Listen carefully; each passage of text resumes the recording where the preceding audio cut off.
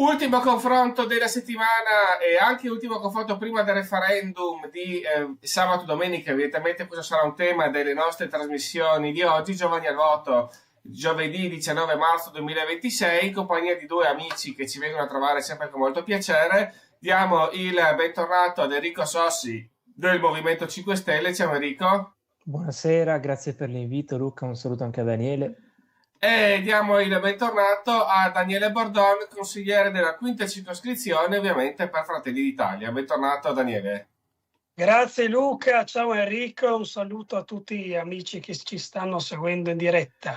E ovviamente il primo tema, partiamo con Daniele, non può che essere il referendum di domenica e lunedì. La vostra posizione, che è una posizione evidentemente antitetica, si siete ottimisti per il risultato?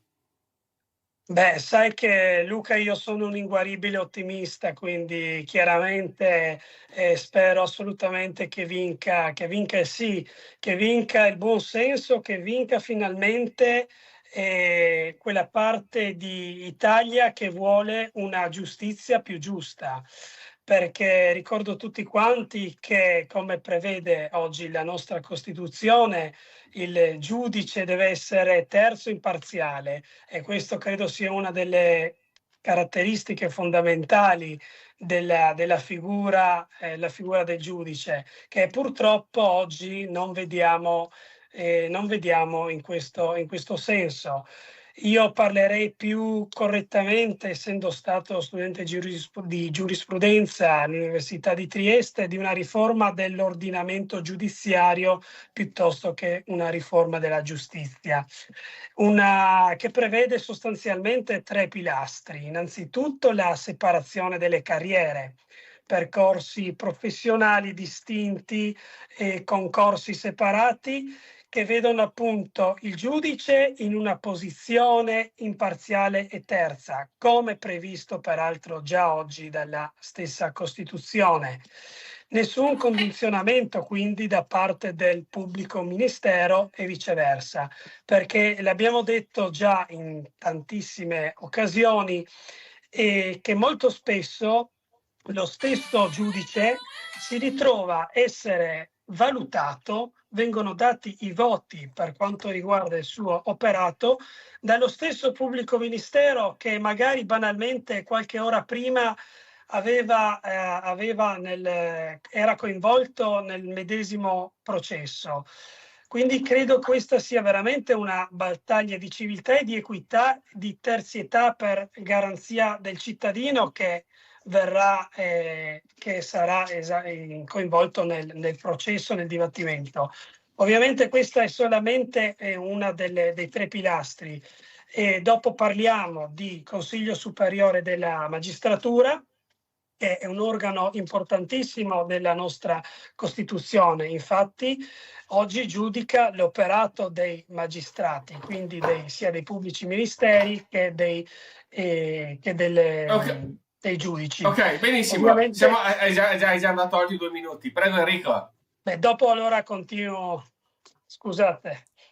Ma allora, innanzitutto mi fa molto piacere che Daniele abbia identificato questa riforma come una riforma della magistratura e non della giustizia, a differenza Ordinamento giudiziario. dell'ordinamento Certo. giudiziario e non della giustizia, quindi ha corretto anche la sua il nostro Presidente del Consiglio, Giorgia Meloni, che anche oggi sui social continua a chiamarla la riforma della giustizia, quando in realtà la giustizia non cambierà assolutamente, perché i problemi della giustizia sono ben altri, che questa riforma assolutamente non va a risolvere.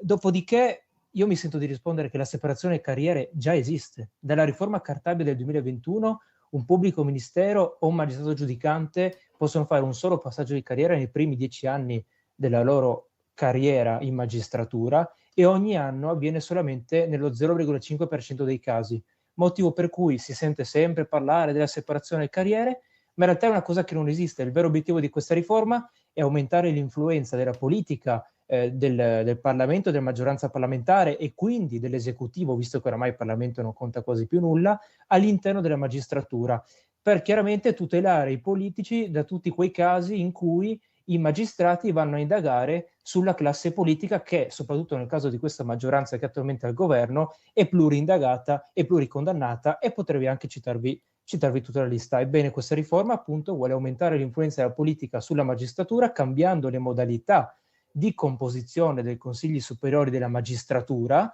e quindi quella della separazione delle carriere è solamente un cavallo di Troia, uno specchio per la lode, quando di fatto, come abbiamo detto, il loro obiettivo è un altro. La giustizia ha bisogno di ben altre riforme, ha bisogno di nuovi funzionari in più all'interno dei tribunali, perché sono costantemente oberati di lavoro, mancano personale, i funzionari del PNRR sono ancora precari, devono ancora essere stabilizzati all'interno delle procure, all'interno dei tribunali. Questa riforma ha chiaramente un altro obiettivo: tutelare la classe politica che attualmente è al governo, per impedire che i magistrati possano fare il loro lavoro, perché se non mi si venga a dire che i magistrati non sono terzi imparziali, perché obiettivamente lo sono, e lo sono anche quando vanno a indagare sui politici che purtroppo commettono diversi reati. Daniele, prego. Sì, no, semplicemente, chiaramente sì, uso la dicitura ordinamento giudiziario perché, essendo stato io studente di giurisprudenza, queste cose le mastico abbastanza, poi mi sono documentato abbastanza.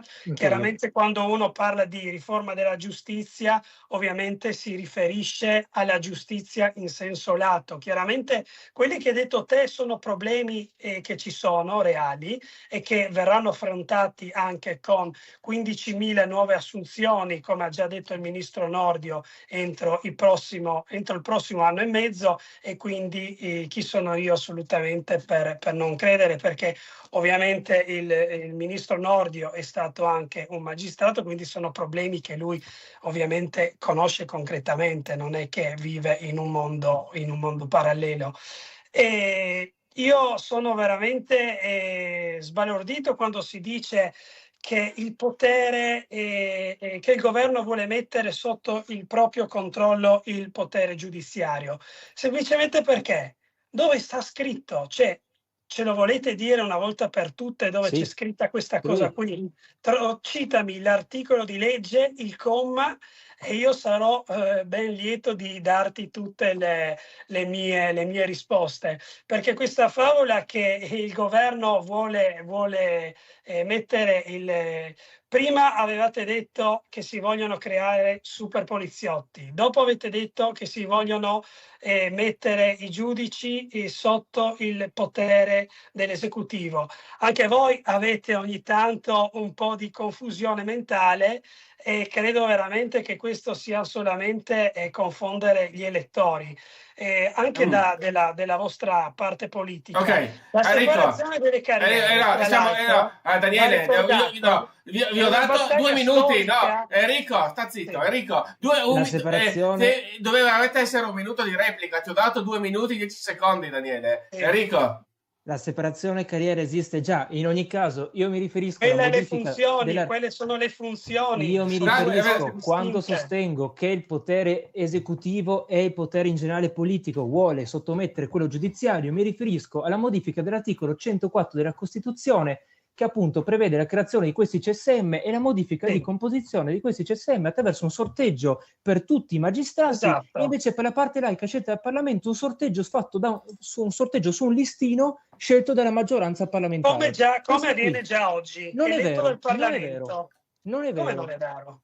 Non è vero, perché qui su questa modifica si cambia rispetto a quello che viene adesso. Qui si vuole fare un listino di tot nomi che non si sa ancora e fare un sorteggio su questo listino, spacciando per una sorteggi, con tutto rispetto, non è che vengono sorteggiati i passanti che vengono presi per strada. Vengono sorteggiati i professori universitari, gli avvocati che la pensano come la maggioranza parlamentare di turno. Questa è la verità, purtroppo. Ma non è vero, sono persone che sono formate, sono persone che sono da una vita nelle aule giudiziarie, nelle aule universitarie, che il diritto lo vivono e anche lo hanno creato. Quanti professori hanno un'idea politica? È legittimo però, non lo dico che non lo sia. Però se mi dici così, quanti professori hanno un'idea politica, ti direi sì, di sinistra. Sappiamo bene come sono gli ambienti universitari, insomma. Ma non è vero, è una falsità. Ma come non è vero? vabbè, insomma. Enrico, prego, hai ancora un minuto. Enrico, hai ancora un minuto che devi recuperare, prego. No, appunto, io ho citato l'articolo della Costituzione, ma perché io, vabbè, non ho fatto giurisprudenza, ma sono al terzo anno di scienze politiche, ma non ci vuole un genio per leggersi la riforma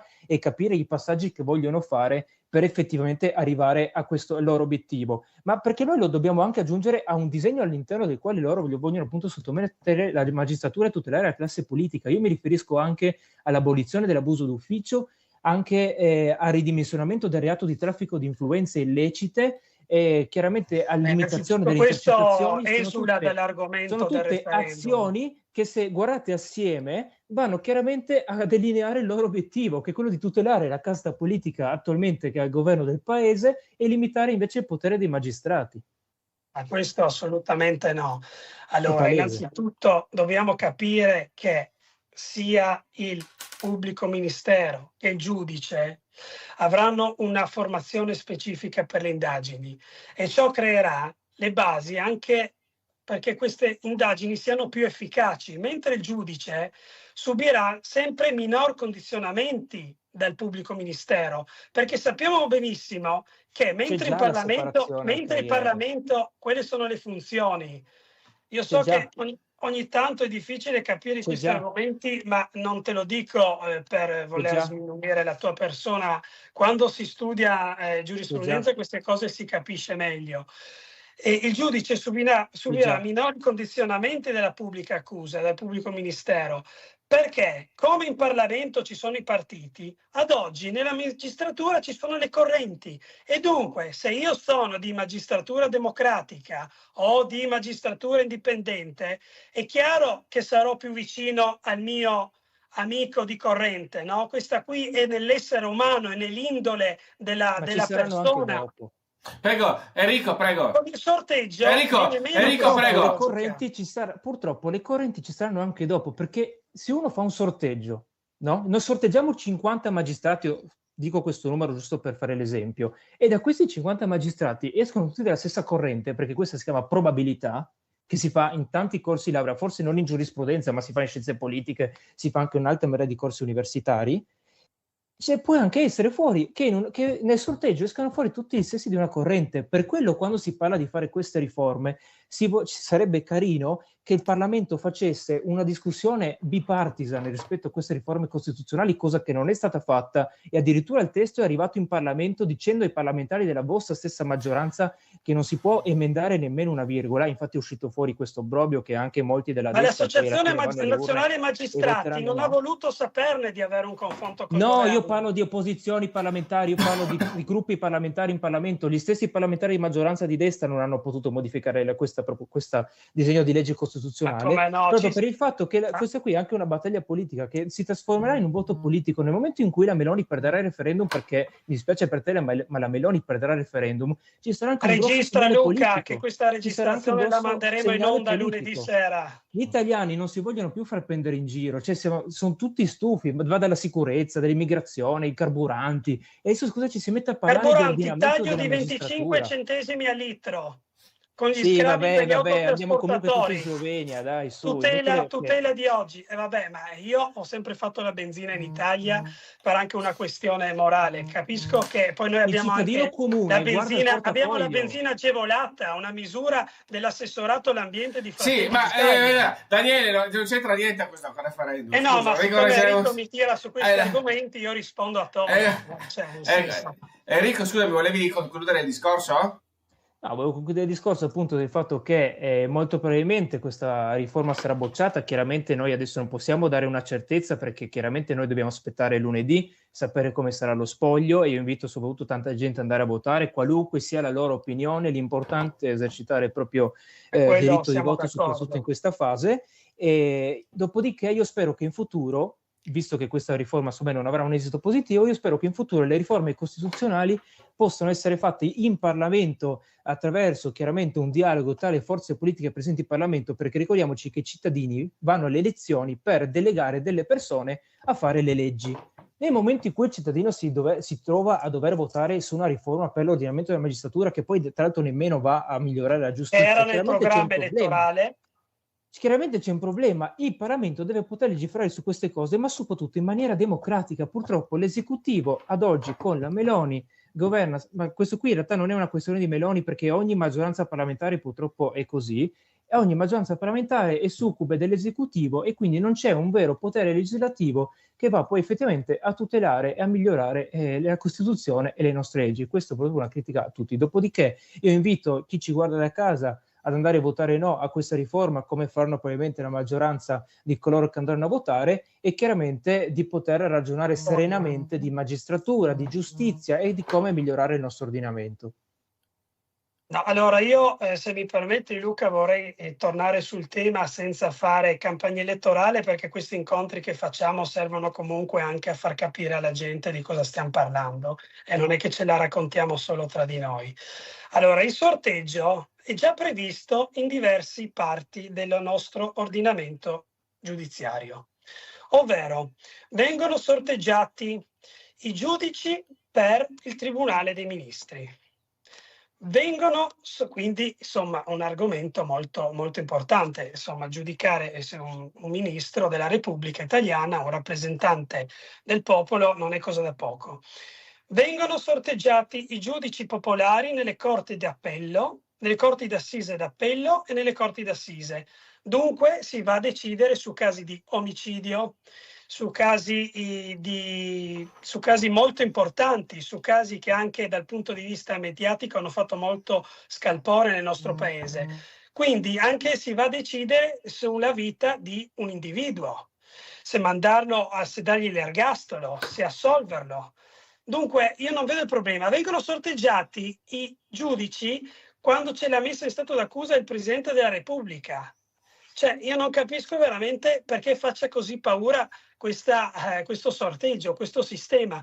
Forse perché questo potere delle correnti che negli ultimi decenni hanno determinato la progressione di carriera di tanti magistrati e anche la fine della carriera di tantissimi bravi giudici che hanno fatto solo il loro dovere, che hanno applicato la legge, perché questo deve fare il giudice. Come fanno tutti i giudici. Deve applicare la legge. Con la separazione delle carriere, inoltre, avremo un nuovo sistema di autogoverno della magistratura. Il nuovo CSM... Daniele, Enrico, prego. Allora, il problema del sorteggio non è il sorteggio in sé, il problema è che si fa un sorteggio su 10.000 magistrati, mentre la parte cosiddetta laica, che è quella di professori, universitari e avvocati, viene fatto un sorteggio, ma su un listino promosso dalla maggioranza parlamentare di turno. Questo è il problema che noi poniamo. Allora, oggi Daniele, Enrico, prego.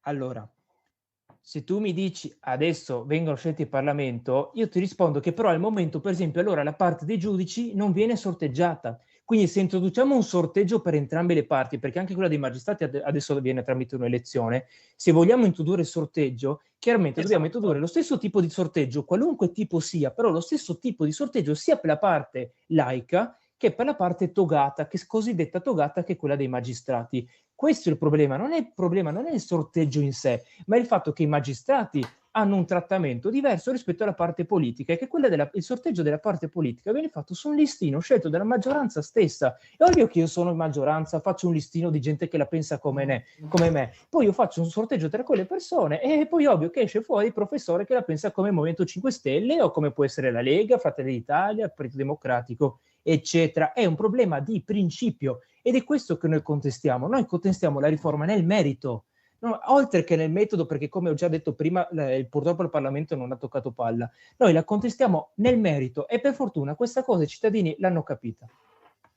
Perfetto. Io ti auguro di non essere un Enzo Tortora qualsiasi mai nella vita, perché secondo me parleresti molto diversamente, perché ogni anno circa 5.000 italiani vengono ingiustamente incarcerati, ingiustamente perseguiti da questo sistema correntizio, perché adesso ci sono le elezioni tramite correnti, ma come no? Ma secondo te sono le correnti che decidono se un italiano va in prigione per sbaglio oppure no? No, sono le correnti che nominano i magistrati al Consiglio Superiore della Magistratura. Hai detto bene prima, ci sono le elezioni tramite le correnti. Perfetto, benissimo, dobbiamo concludere qua Non perché siamo abbiamo già... però parlato, Ecco, Luca, della cosa più importante, l'alta corte disciplinare, vabbè, perché pazienza, finalmente le verranno faremo... valutate le scorrettezze Ok, disciplinari esatto, da ma un... abbiamo altro di cui parlare adesso, per cui dobbiamo concludere qua perché Bene, 20 comunque, minuti di sì, referendum con penso che la questa, gente ne abbia già certo. abbastanza. No, ma Allora, volevo solo sì. aggiungere, se posso, No, Luca, no, La no, gente no, fa- no, assolutamente perché deve chi magari, sbaglia no. pagherà, anche se Perfetto, magistrato. aggiungi, ok, quindi allora Enrico può recuperare un minuto, prego Come Enrico, poi adesso? parli solo tu. Come Enrico, un adesso? minuto, un Attualmente minuto. non c'è nessuna ingiustizia all'interno del sistema dell'ordinamento della magistratura e quindi chiaramente se un cittadino va a vedere Tutto questa riforma, bene. chiaramente che poi non va neanche a migliorare un tubo, giustamente si fa due domande, dice ma cioè, con tutti i problemi che abbiamo nel mondo, vabbè, noi parliamo di sottomettere la magistratura alla politica, vabbè, ma i cittadini hanno le idee chiare, sanno Ma già che cosa votare sottomettere? Ma questo dove weekend. sta scritto? Ma no, L'ho Ma detto, dove sta scritto? 104 Costituzione, leggi la riforma. perfetto, benissimo. Prima di arrivare a conclusione, Bisogna ovviamente studiare prima di concludiamo fare con questi il interventi. borsa del candidato sindaco. Quindi a oggi, 19 marzo 2026, secondo voi chi è il candidato sindaco favorito per l'altra coalizione? Vediamo un po' se rimane il stesso candidato o lo cambiate. Enrico, prego. Allora, io sinceramente a questa domanda al momento non saprei risponderti seriamente perché ci sono diversi nomi che circolano e via dicendo, per cui non saprei. Io ci vedo, spero per loro che possano candidare un personaggio che sia un minimo credibile nonostante i danni che stanno facendo recentemente, un Babuder, cioè un qualcuno che possa quantomeno essere una figura autorevole. Stiamo facendo danni. Daniele, centro-sinistra, Daniele? Stiamo facendo danni, però Sì, da 20 vabbè. anni governiamo la città. Abbiamo l'ospite che ci sta aspettando da 10 minuti. Sì, La prossima, scusa. Daniele, prego. Sì, qual era la domanda? Perdonami. Ah, il candidato dell'altra parte. Sei ancora rimasto al referendum, probabilmente. Ma sì, perché sono uno di quei temi che a me appassionano. Ma gli italiani neanche un po'. Daniele, allora, il candidato sindaco del centro-destra, del centro-sinistra? Del centro-sinistra innanzitutto bisogna capire con quale maggioranza, perché un giorno litigano e l'altro pure, quindi bisogna capire se come voi. ci sarà il campo largo, il campo stretto o probabilmente il campo santo. A parte questa battuta, credo, resto su Mitia Gialuz, che vedo, che sento i rumors si sta preparando, ma chiunque sarà, noi saremo all'altezza e porteremo avanti le nostre battaglie di identità. Grazie Domani Daniele il banchetto di Fratelli d'Italia dalle 10 alle 19 non stop in largo Bonifacio. E voi e tu 5 Stelle invece dove sarete? Noi domani saremo in piazza dalle 4 in poi, in piazza della Borsa, assieme a tutta la società civile per i no, i magistrati, gli avvocati, saremo tutti lì assieme. Se avete voglia di passare saremo pronti a spiegarvi le ragioni del no al referendum. Grazie Daniele Bordò, grazie a Enrico Sossi e ci vediamo fra 5 minuti per la seconda Buona parte. serata, Arrivederci a tutti. Basta magistratura politica.